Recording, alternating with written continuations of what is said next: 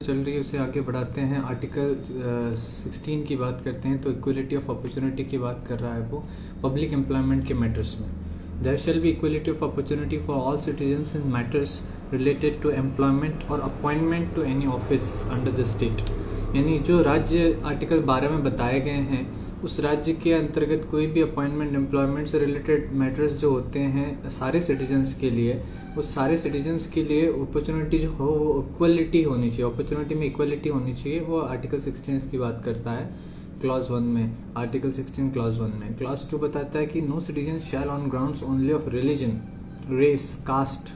Gender, descent, place of birth, residence, ये 7 grounds या किसी भी एक इनमें ग्राउंड्स के बेसिस पे वो इनएलिजिबल नहीं हो जाता है या उसको भेदभाव नहीं किया जा सकता है किसी भी एम्प्लॉयमेंट या ऑफिस के रेस्पेक्ट में स्टेट के अंदर में। स्टेट माने जो आर्टिकल 12 में बताया गया है, राज्य सरकार हो गए, केंद्र सरकार हो गया, राज्य की पार्लियामेंट हो गई, राज्य की स्टेट लेजिस्लेचर हो गई, केंद्र की पार्लियामेंट हो गई, दूसरे अथॉरिटीज़ हो गए, लोकल बॉडीज़ हो गए या कोई भी दूसरा बॉडी जो कंट्रोल है गवर्नमेंट के द्वारा। तो ये सारे स्टेट की डेफिनेशन में आता है। तो स्टेट में कोई भी एम्प्लॉयमेंट होता है तो वो कोई भी नागरिक को, सिटीजन्स को आप भेदभाव नहीं कर सकते हो या उसको सिर्फ धर्म उसका अलग है इस ग्राउंड पर, रेस अलग है उसका, कास्ट अलग है, जेंडर अलग है, डिसेंट अलग है, प्लेस ऑफ बर्थ अलग है, तो इस ग्राउंड पे किसी भी स्टेट की एम्प्लॉयमेंट में,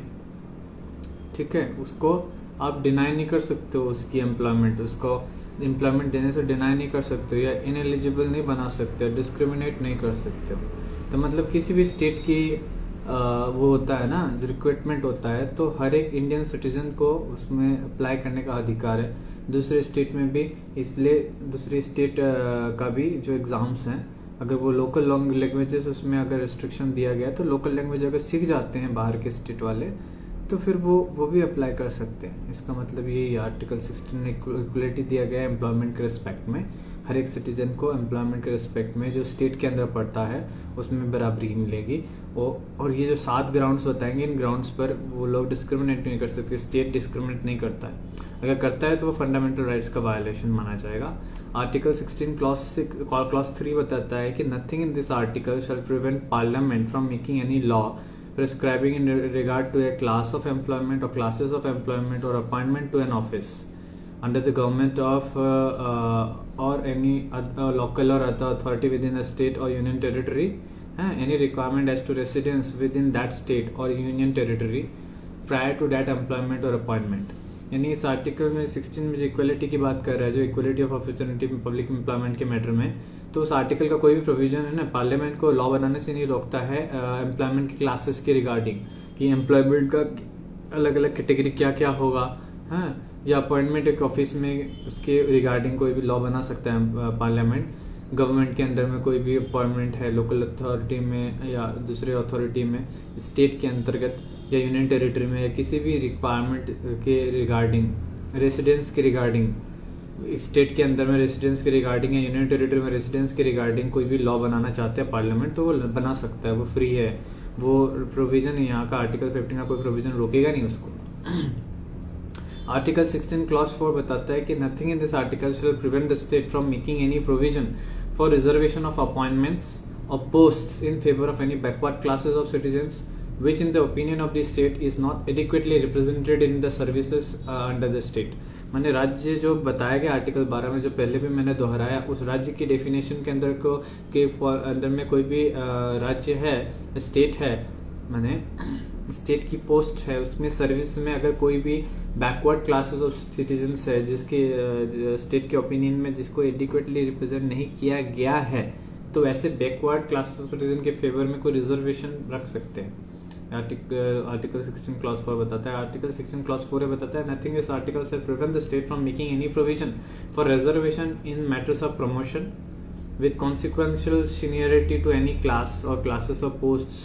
इन services under the state in favour of scheduled caste and scheduled tribe which in the opinion of the state are not adequately represented in the services under the state. तो 4A क्या बताता है कि इस article का section का कुछ भी रोकता नहीं है, ये प्रिवेंट नहीं करता स्टेट को कि कोई प्रोविजन बनाए रिजर्वेशन के लिए, प्रमोशन के मैटर में। कंसिक्वेंशियल सीनियरिटी के साथ प्रमोशन के मैटर में किसी भी क्लास को अगर प्रमोशन देना है जिसका शेड्यूल कास्ट के फेवर में या शेड्यूल ट्राइब के फेवर में, जो कि स्टेट के ओपिनियन में वो एडिक्वेटली रिप्रेजेंट नहीं हुआ है स्टेट के सर्विसेज के अंदर में, तो वो कास्ट के लिए पोस्ट के सर्विस की प्रमोशन के मैटर में रिजर्वेशन का प्रोविजन डाल सकता है स्टेट। उसको आर्टिकल 16 नहीं रोकेगा। आर्टिकल 16(4)(b) बताता है कि nothing in this article shall prevent the state from considering any unfilled vacancies of a year which are reserved for being filled up in that year in accordance with any provision for reservation made under clause 4 or clause 4a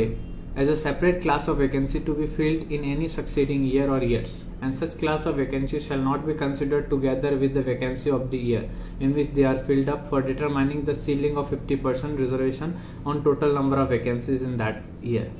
मतलब कि इस article में कोई भी चीज रोकेगा नहीं state को कंसिडर करने के लिए, यानी स्टेट कंसिडर कर सकता है कोई भी अनफिल्ड वैकेंसी एक साल का जो कि रिजर्व था, जो कि वो भरा जाना था उस साल में किसी भी प्रोविजन के हिसाब से, तो अनफिल्ड रह गया, वो भरा नहीं, माने रिजर्व्ड पोस्ट था वो भरा नहीं उस साल का, तो वो उसके रिगार्डिंग प्रोविजन बना सकता है स्टेट, कंसिडर कर सकता है उन अनफिल्ड वैकेंसीज को, ठीक है। और उसको क्या बताया गया है कि in accordance with any provision of the reservation made under clause 4 and clause 4a filled up in, माने अगर वो वैकेंसीज जो है क्लॉज 4 के हिसाब से रिजर्वेशन उसमें है या क्लॉज 4a के हिसाब से रिजर्वेशन है। क्लॉज 4 का रिजर्वेशन क्या था कि वो बैकवर्ड क्लासेस ऑफ सिटीजन्स के फेवर वाला रिजर्वेशन है, या 4a में जो है प्रमोशन से related schedule caste schedule tribe के फेवर वाला रिजर्वेशन है, प्रमोशन वाला, तो ऐसा वैकेंसीज है, तो अनफिल्ड रह गया है, उसको सेपरेट क्लास ऑफ वैकेंसीज मानने से स्टेट को कोई नहीं रोकेगा, जो कि फिल्ड करा जाएगा सक्सीडिंग ईयर्स में या ईयर्स में, और ऐसे क्लास वैकेंसीज को माना नहीं जाएगा उस साल का नहीं माना जाएगा जिस साल में उसको फिल्ड अप किया गया है। जैसे आज 2024 का वैकेंसीज को रिजर्व वैकेंसीज है वो, या प्रमोशंस का रिजर्व वैकेंसीज है, या बैकवर्ड क्लासेस का रिजर्व वैकेंसीज है, जैसे 5000, तो ये 5000 जब हम लोग 2025 में फिल्ड अप होगा, 2025 वो ईयर है जो फिल्ड अप होगा, तो 2025 में उसको सेपरेट वैकेंसी माना जाएगा। 2025 का जो अपना वैकेंसी लेट से 10,000 है, तो उसके साथ में 15,000 पकड़ेगा नहीं, 2025 का वैकेंसी 15,000 नहीं पकड़ेगा, 2025 का वैकेंसी 10,000 ही रहेगा, लेकिन ये 5,000 को अलग पकड़ा जाएगा। Nothing in this article shall prevent the state from considering any unfilled vacancies of a year which are reserved of being filled up in that year in accordance with any provision for reservation under clause 4 and 4a or 4a as a separate class of vacancies to be filled up in any succeeding year or years, and such class of vacancies shall not be considered together with the vacancies of the year in which they are being filled up for determining the ceiling of 50% reservation on total number of vacancies of that year। मैंने उस 2025 का 50% का ceiling determine करने के लिए जो Anfield reserved vacancies था preceding year का, उसको काउंट करके 50% सीलिंग का डिटर्मिनेशन नहीं कराया जाएगा, रिजर्व्ड अनफिल्ड वैकेंसीज को अलग पकड़ा जाएगा। समझ में आ गया आप लोगों को? तो ये बात हो गया 4b के हिसाब से, ठीक है। हम लोगों ने क्या क्या पढ़ा, 16 का क्लॉज 1 पढ़ा, 2 पढ़ा, 3 पढ़ा, 4 पढ़ा, 4a पढ़ा, 4b पढ़ा, 4 पढ़ा, 4a पढ़ा, 4b पढ़ा, ठीक है। ये हो गया। अभी क्लॉज 5b है, nothing in this article shall affect the operation of any law which provides that the incumbent of an office in connection with the affairs of any religious और डिनोमिनेशनल इंस्टीट्यूशन